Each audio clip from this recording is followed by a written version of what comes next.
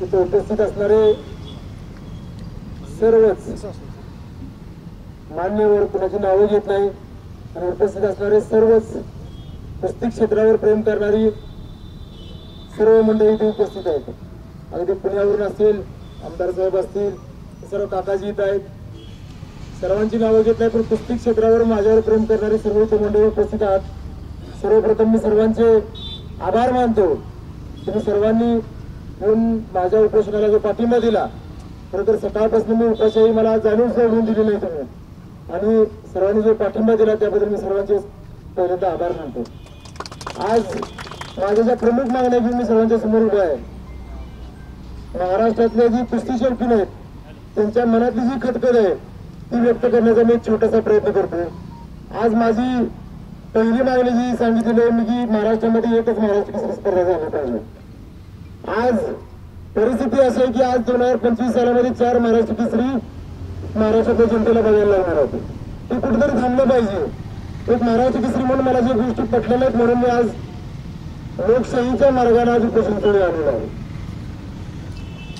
आज खरोखर इथं कुस्तीगीर परिषदेने येऊन पाठिंबा दिला, कुस्तीगीर संघाने पाठिंबा दिला. मग आता घोडा अडले कुठेही मलाच प्रश्न पडायला लागला मी उपोषणाला बसलो असून सुद्धा. आज जाहीर केलं पाहिजे की संघानं जाहीर केलेलं आहे की महाराष्ट्रामध्ये आता मला कोण खरं कोण खोटे यामध्ये पडायचं नाही आता, पण महाराष्ट्र केसरी स्पर्धा एक झाली पाहिजे. मी पहिल्यांदाच वेळा सांगितलं की आज आपण 2024चा महाराष्ट्र केसरी हा पृथ्वीराज मोहोळ सर्वांनी मान्य करून 2025च्या महाराष्ट्र केसरीवर चर्चा केली पाहिजे. ते डिसेंबरमध्ये होणार आहे. आता परवा काल एक स्पर्धा जाहीर झाली, आदरणीय रोहितदादांनी जाहीर केली. मला आदरणीय रोहितदादा असतील किंवा कुस्तीगीर परिषद असेल, कुस्तीगीर संघ असेल, माझा कुणाचाही विरोध नाही. मी कुणाचाही विरोध करत नाही किंवा कुणावरही माझा आक्षेप नाही. माझा फक्त आक्षेप आहे तो या सिस्टीमवर आहे जे 4 महाराष्ट्र केसरी या महाराष्ट्रात बघायला मिळणार.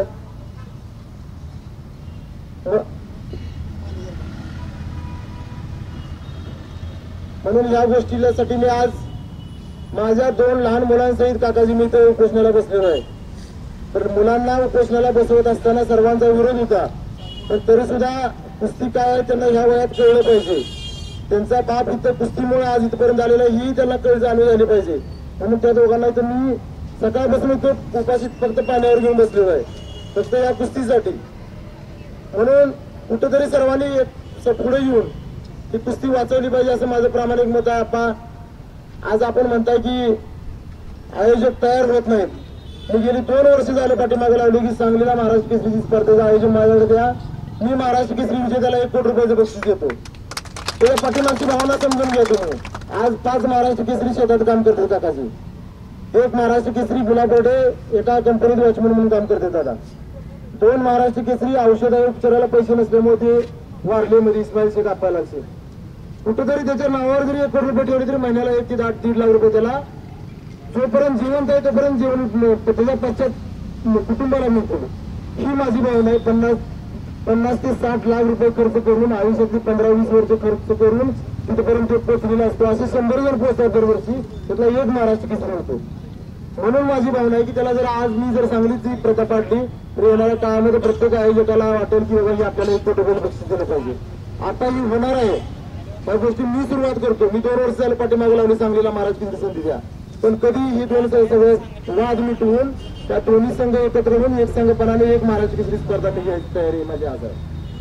आज PSI बद्दल तुम्ही बोलला आपा, DYSP आज थेट नियुक्ती आहे, तो GR रद्द केलाय तो परत चालू करायची मागणी आपण सर्वांच्या वतीने सरकारला करायचे. आणि PSI हा झालाच पाहिजे. एकदा महाराष्ट्र केसरी झाल्यानंतर ही माझी भावना आहे. कारण आज कुस्ती खेळतो तोपर्यंत ठीक आहे, पण आज अनेकांची अवस्था अशी आहे महाराष्ट्र केसरीची की खरोखर हालाकीच्या परिस्थितीमध्ये महाराष्ट्र केसरी आज जीवन जगतात. म्हणून कुस्ती वाचली पाहिजे. कुठेतरी ह्या वादातनं तोडगा निघून शासन दरबारी काहीतरी आपण मांडलं पाहिजे. म्हणून मी आज आपण उपोषणाला बसलेलो आहे. आज 1 दिवसाचे उपोषण केले. आज माझ्या मागण्या माननीय जिल्हाधिकारी साहेबांच्या जवळ मी मांडलेल्या आहेत. ते सरकारपर्यंत पोहोचवण्याचं काम करतील. 30 तारखेपर्यंत सरकारच्या उत्तराची दादा वाट बघूया आपण.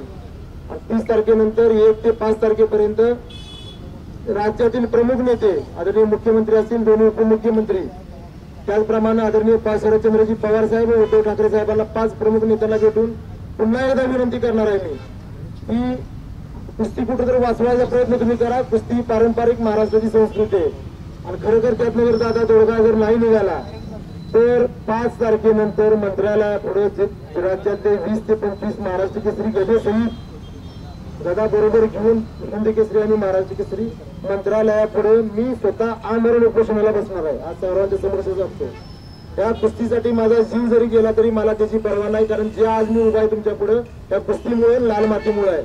त्यामुळे कुस्तीसाठी येणाऱ्या काळामध्ये कुस्तीचं कुठेतरी चांगलं झालं पाहिजे म्हणून या गदेसहित आम्ही तिथे शासनाला त्या सर्व गदा जमा करणार. त्या गदेची कुठेतरी पावित्र्य तुम्ही म्हणजे राखत नाही हा आमचा आरोप असणार आहे. त्या गदा शासन जमा करून घ्या. ह्या उद्देशानं हा हेतू घेऊन आम्ही येणाऱ्या 5 तारखेनंतर मंत्रालयापुढे आमरण उपोषणाला मी बसणार आहे. लवकरात लवकर तोडगा निघावा शासनाकडून.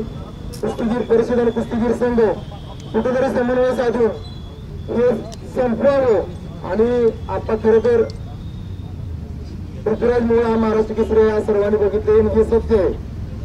तेवढं सत्य आहे की शिवराज राक्षेवर अन्याय झाला. अन्याय होत असताना हे 3.5 अक्षर ऐकताना आपल्याला समोरच्या माणसाला सोपी वाटते, पण ज्याच्यावर होतो अन्याय आज मी 16 वर्ष झालं बघतोय. मला ते मागचा तर परत उकरून काढायला नाही परवा झालेला आहे, पण आपण मी अजून 16 वर्ष झालं कुठल्या महाराज केसरी स्पर्धेला तुम्हाला दिसलेलं नसेल मी. तर माझ्या मनात जी एक खंत झाली तयार झालेली आहे की मला पंचांमुळे तिथे पराभव बघायला मिळाला.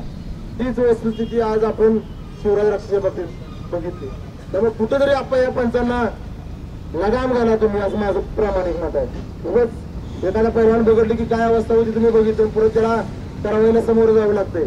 त्यामुळे कुठेतरी थांबवून कुस्ती जी आपली महाराष्ट्रात केसरी 1969 सालापासून चालू झालेली आहे आणि खरोखर छत्रपती शिवाजी महाराजांच्यापासून कुस्ती आपल्या महाराष्ट्राची संस्कृती परंपरा आहे ती कुठेतरी जोपासण्याचं काम करूया सर्वजण मिळून. त्यात राजकारण कुठेही न आणता सर्वांनी मिळून एकत्र काम करूया एवढीच विनंती करतो. सर्वजण तुम्ही आलात त्याबद्दल सर्वांचे आभार मानतो आणि उपोषण अजून एक थोडा वेळ दादा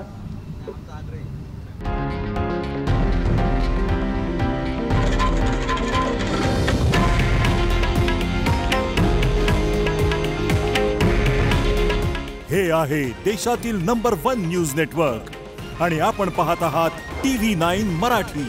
काळजी तुमची, हित महाराष्ट्राचं.